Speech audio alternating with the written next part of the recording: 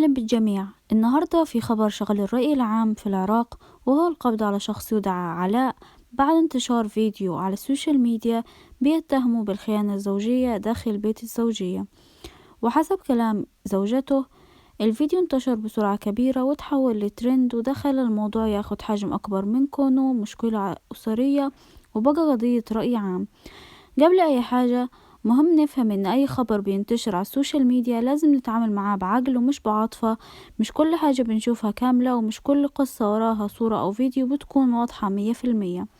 وحسب مصادر أمنية، القوات الأمنية في العراق ألقت القبض على الشخص الظاهر في الفيديو واللي تم تداول اسمه بشكل واسع. والقصة أثارت غضب كبير، خصوصا أن القانون العراقي بيعتبر خيانة زوجية جريمة لو حصلت داخل بيت الزوجية. القوانين موجودة عشان تحمي حقوق الناس، لكن برضو في حاجة اسمها إجراءات قانونية. الحكم مش بيطلع من السوشيال ميديا ولا من التعليقات، لكن من القضاء فقط. نقطة مهمة عن الفيديو: محامي الزوجة وضح إن موكلته ما نشرتش الفيديو على الإنترنت، وإنه كان جزء من بلاغ رسمي قدمته قبل الفترة عشان تثبت حقها قانونيا، وتم فتح تحقيق لمعرفة مين اللي نشر الفيديو ووصل للسوشيال ميديا.